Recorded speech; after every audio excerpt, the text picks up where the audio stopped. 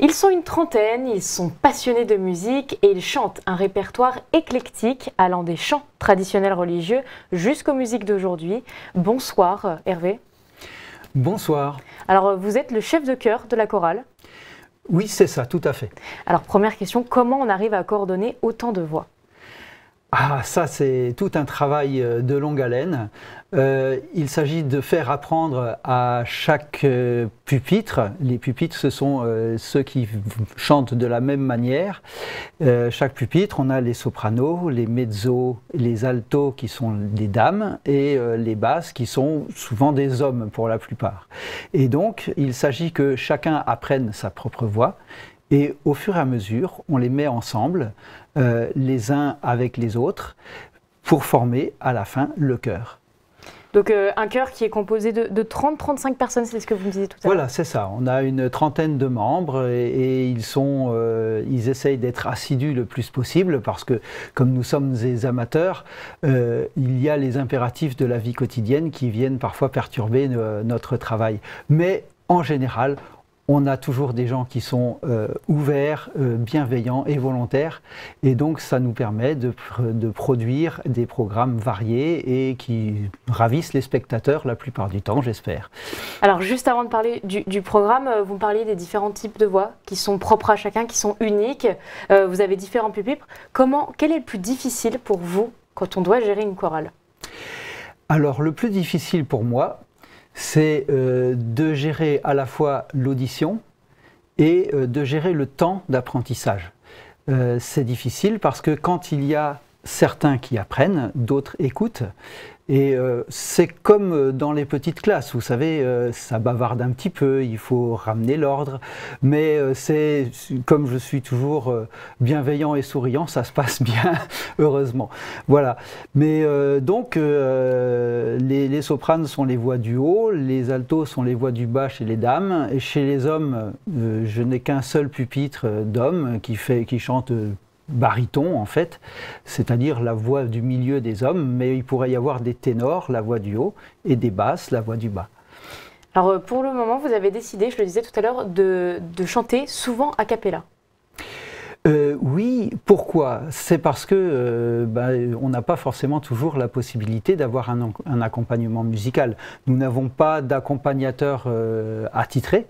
Il nous arrive cependant, lors de prestations, de pouvoir travailler avec des instrumentistes, soit des instrumentistes en petits groupes, soit carrément un orchestre. Nous avons fait le 10 décembre dernier un concert avec l'Orchestre Philharmonique de Saint-Dizier.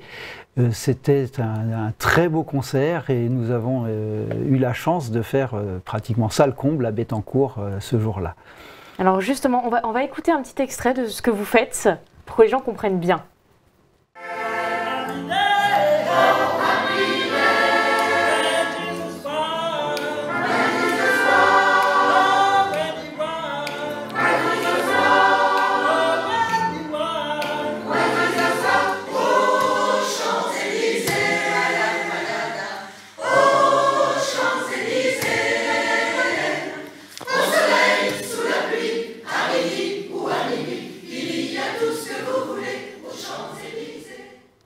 Donc on vient d'entendre Oh Happy Day, Champs-Élysées.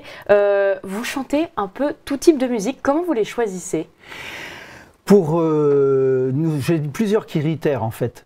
Le premier critère, c'est toujours de garder un éclectisme de bon aloi. C'est-à-dire que le répertoire de chant est très vaste. Il regroupe des chants qui font du médiéval jusqu'à l'époque actuelle. Et c'est toujours bien pour satisfaire l'ensemble des choristes, parce qu'il faut aussi que ça leur plaise un petit peu, sinon ils ne veulent pas chanter. Et donc, pour satisfaire l'ensemble des choristes, j'essaye toujours d'avoir un peu de tout. Et je fais aussi l'effort parfois d'avoir des chants en langue étrangère. Pas trop, parce que c'est quand même un peu plus difficile à apprendre, mais il y en a aussi. On a chanté en espagnol, on a chanté en allemand, on a chanté en anglais, on a chanté en latin, et on chantera bientôt en italien, plus particulièrement en napolitain, parce qu'on va monter Funiculi Funicula. D'accord. Donc on pourrait dire qu'une chorale peut tout chanter finalement. Une chorale, par définition, peut tout chanter. Il suffit qu'ils prennent le temps de l'apprendre. Justement, on y vient. Ça va être ma dernière question. Comment vous faites apprendre tout ça à cette chorale? C'est combien de temps d'entraînement? Combien de temps de travail? Par exemple, ces deux musiques qu'on vient d'entendre, combien de temps vous avez répété? Alors, nous répétons chaque semaine le mardi de 19h à 20h45. Et pour monter un chant, il faut 3 ou 4 séances, mais on en répète toujours plusieurs. C'est rare, alors sauf quand on découvre un chant où on met plus l'accent sur ce chant et ça peut nous prendre 1 heure et demie, mais il faut toujours avoir d'autres chants à répéter, à remettre en selle, parce qu'il faut,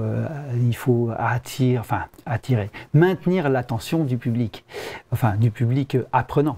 Hein, parce que c'est toujours un apprentissage, et un apprentissage, ça se fait en ayant toujours l'attention de son public apprenant sur le qui-vive. Eh bien, écoutez, on va terminer là-dessus, le qui-vive, rester focus sur ce que l'on apprend. Merci en tout cas d'avoir été avec nous ce soir. Avec plaisir, merci beaucoup.